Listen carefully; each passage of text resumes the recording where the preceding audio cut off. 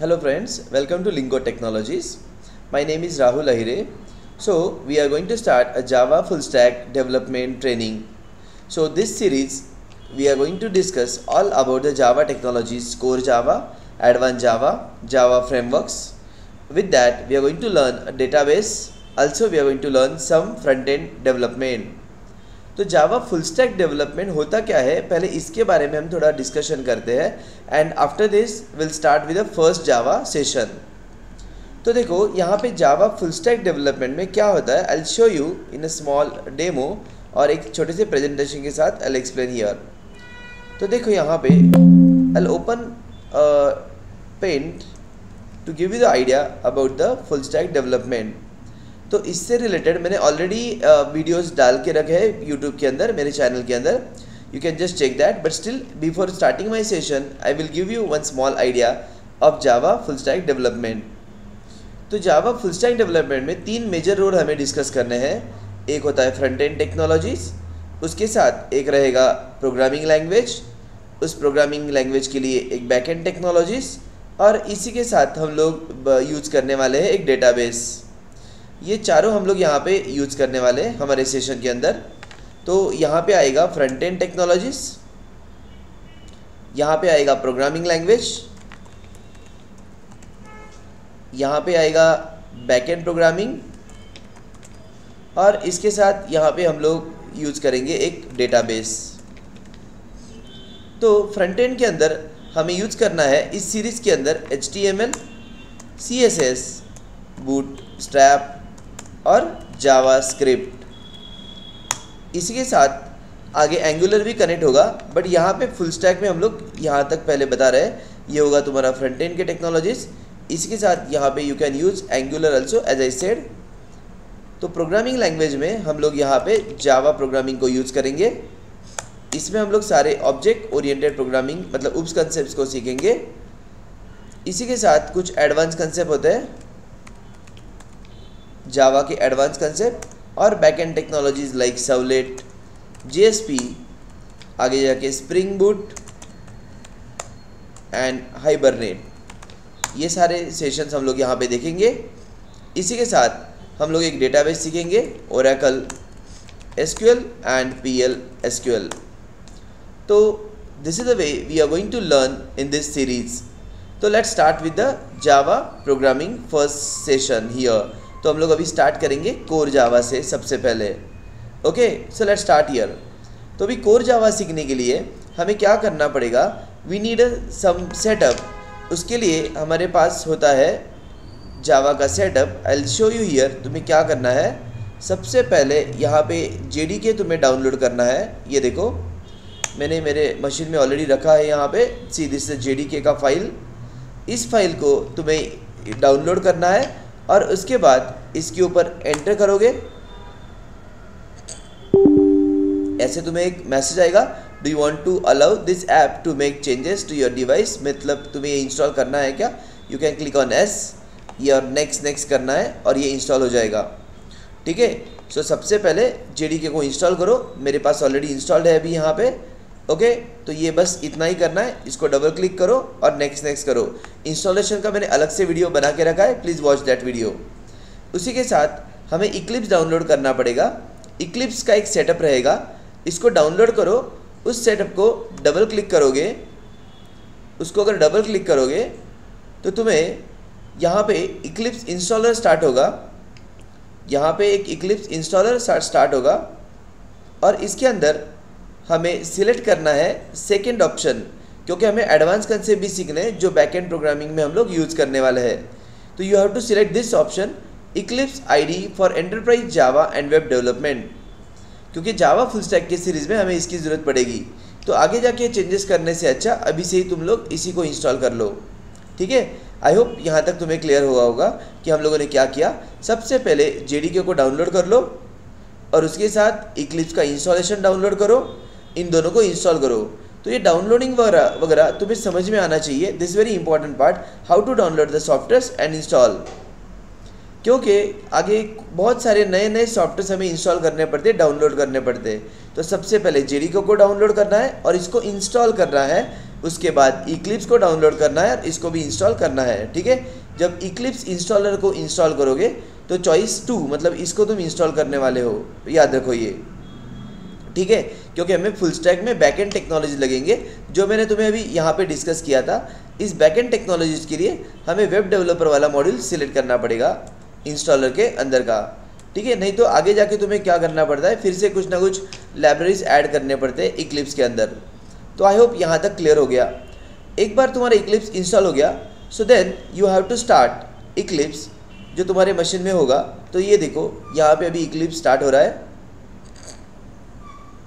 तो full stack के अंदर होता क्या है बेसिकली, इस एप्लीकेशन में अगर देखोगे इस डायग्राम के अंदर हम लोग स्टार्ट टू एंड कोई भी एक रियल टाइम का प्रोजेक्ट बनाएंगे।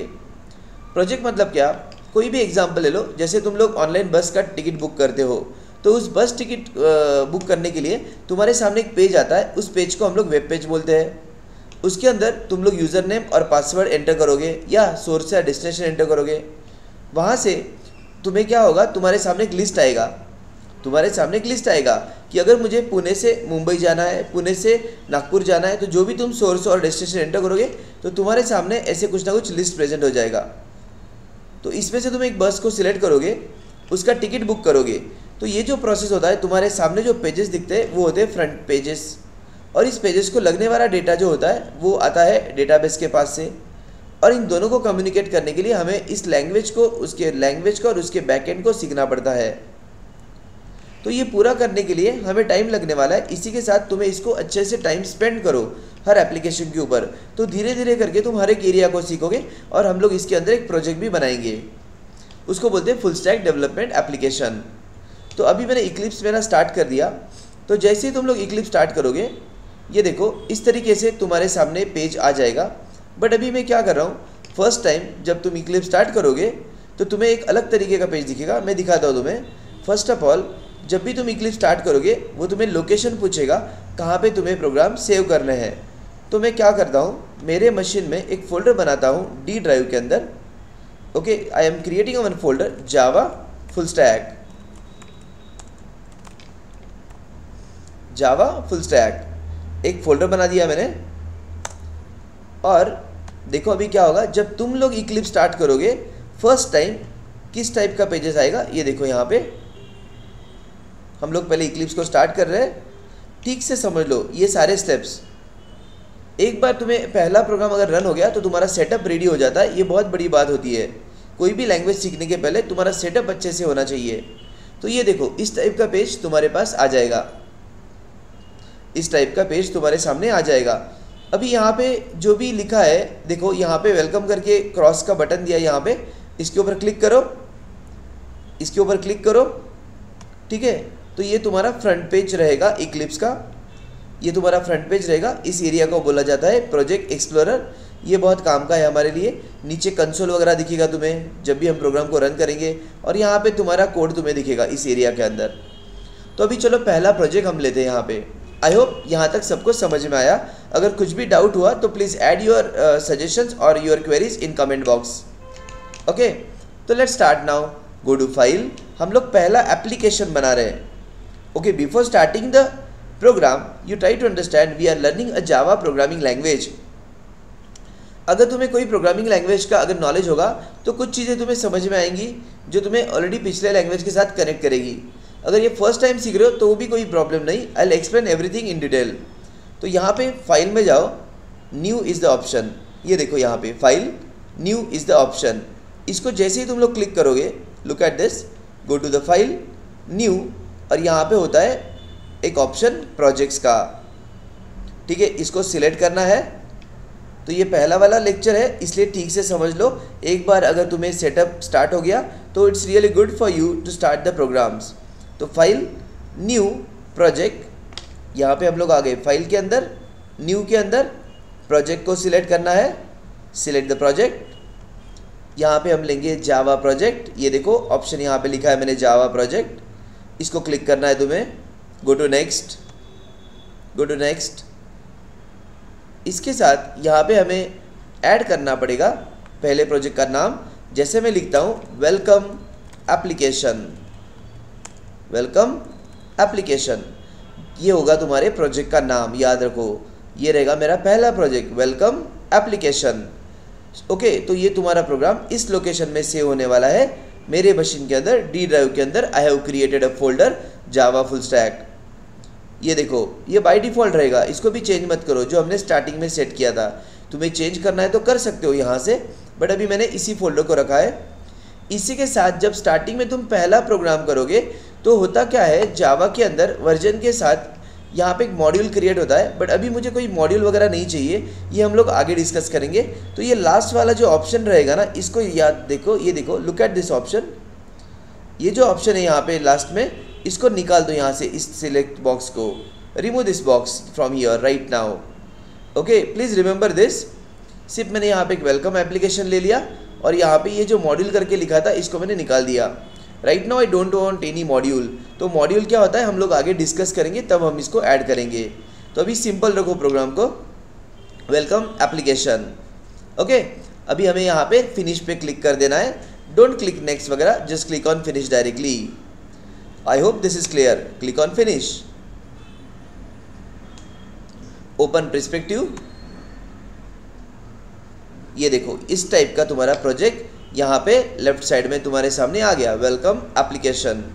You have your project in the left side. Okay, remember this. Now what I want to do here, इस प्रोजेक्ट के अंदर अभी हमें अपना कोड लिखना है। तो जावा में होता क्या है, जावा में जो भी लिखना है वो किसी ना किसी क्लास के अंदर रहेगा। अभी तुम बोलोगे सर ये क्लास क्या होता है, तो चलो पहले एक क्लास तो लेते हैं फिर बात करते हैं। यहाँ पे राइट क्लिक करो, ये देखो राइट क्लिक करो, न्यू, और यहाँ पे लेना है क्लास।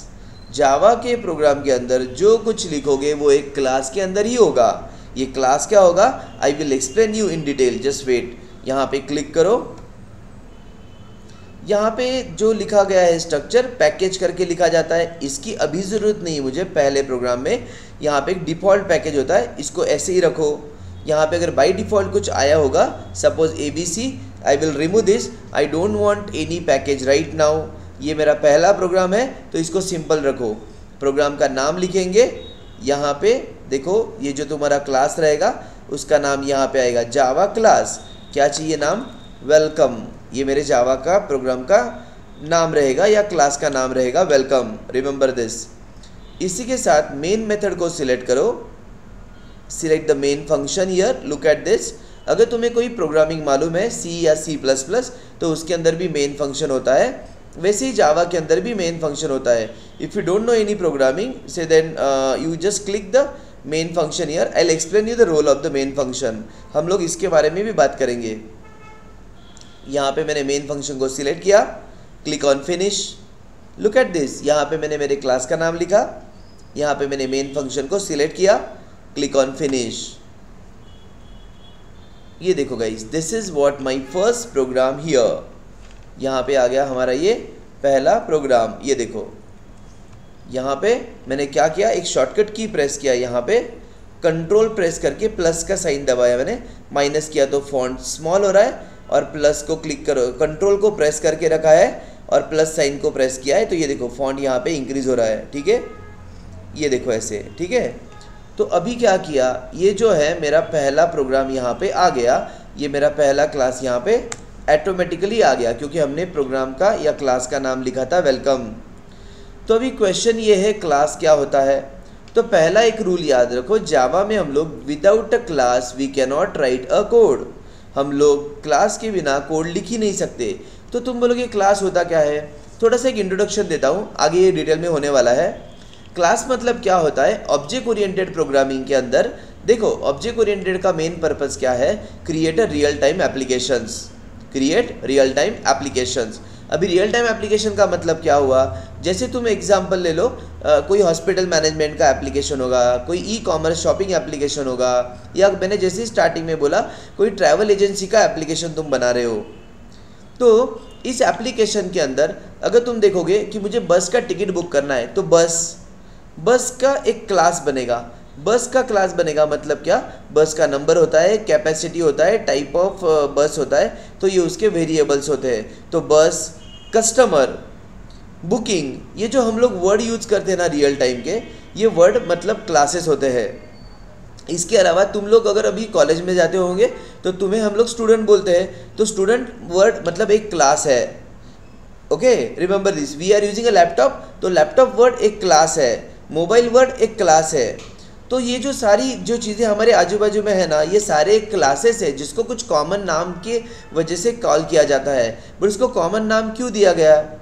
बेस्ड ऑन उसके बिहेवियर। अभी तुम्हें स्टूडेंट क्यों बोल रहे हैं? Because you are going to the college, you are attending the exams and doing your practicals, इसलिए तुम्हारा बिहेवियर एक एजुकेशन सेक्टर से रिलेटेड होता है, तो उसको हम लोग स्टूडेंट बोलते हैं। कोई व्हीकल होता है कि जो एक जगह से दूसरी जगह पे जा रहा है, उसको हॉर्न है, उसको ब्रेक है, उसको गियर है, उसको हम लोग व्हीकल बोल रहे हैं। Vehicle is a class, car is a class, mobile is a class. तो ये जो कॉमन वर्ड्स है ना हमारे आजू बाजू में सारे, ये सारे क्लासेस है, ये किसी ना किसी चीज़ को रिप्रेजेंट करते हैं। तो जावा में हमें रियल टाइम के एप्लीकेशन करने हैं, तो जो भी हम लिखेंगे वो क्लास के अंदर ही लिखेंगे, याद रखो।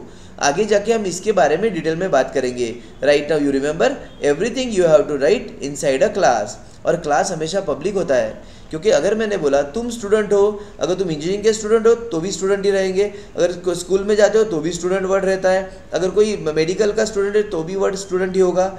तो स्टूडेंट ये वर्ड पब्लिक है, जो कुछ कहीं पे सीख रहा है उसको स्टूडेंट बोला जाता है। तो क्लास हमेशा पब्लिक होना चाहिए। फिलहाल याद रखो, class always a public, remember this. तो यहाँ पे ये क्या लिखा गया? ये जावा का मेन फंक्शन है। ये जावा का क्या होगा? मेन फंक्शन है। मेन फंक्शन में ये हर चीज़ को कुछ ना कुछ मीनिंग है, इसका कुछ मीनिंग है, इसका कुछ मीनिंग होगा, इसका भी है, ये हम लोग डिस्कस करेंगे। इसका एक अलग से यूनिट होगा, इसका एक अलग से पूरा यूनिट रहेगा। इसको हम लोग स्ट्रिंग क्लास बोलते हैं, इसको एरे बोलते हैं, इसको कमांड लाइन आर्गुमेंट हम लोग बोलते हैं। This is main function. फिलहाल पहले प्रोग्राम में याद रखो कि ये लाइन मतलब जावा का मेन फंक्शन, ये लाइन मतलब जावा का मेन फंक्शन, इसको याद रखो ठीक से। ओके, आई होप यहाँ तक सबको क्लियर आ गया।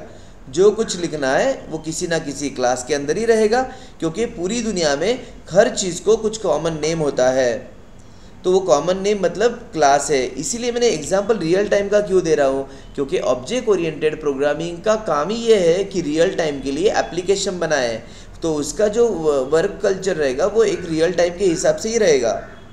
तो class is a common word, always you remember.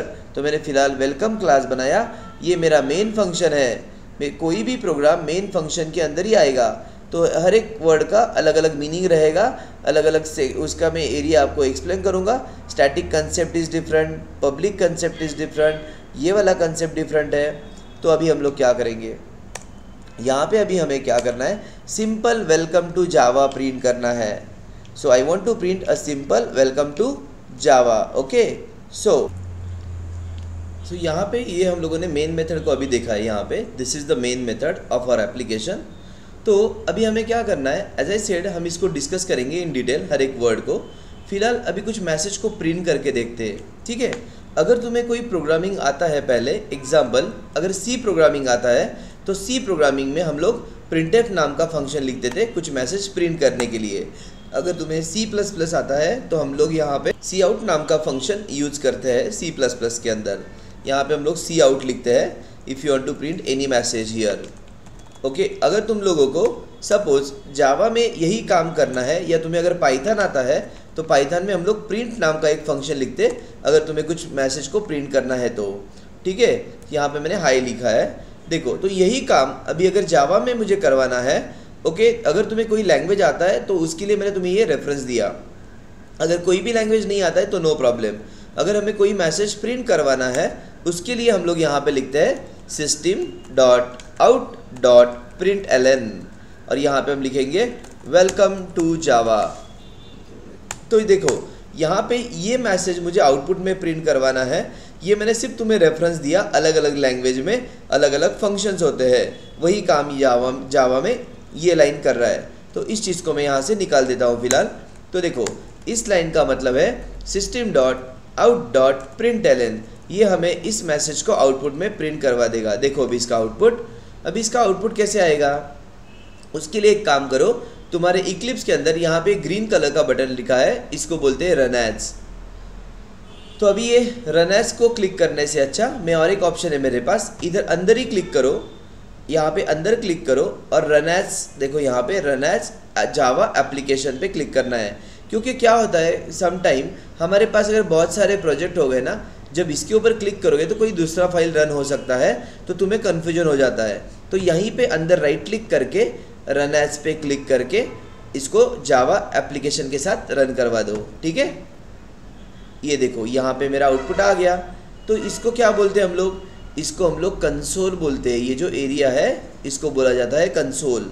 अगर बाई चांस तुम्हारे मशीन में ये नहीं दिख रहा है तो यहाँ पे जाओ विंडोज़ के अंदर, शो व्यू के अंदर कंसोल देखो, लुक एट दिस, विंडोज़ के अंदर शो व्यू के अंदर कंसोल को क्लिक करो।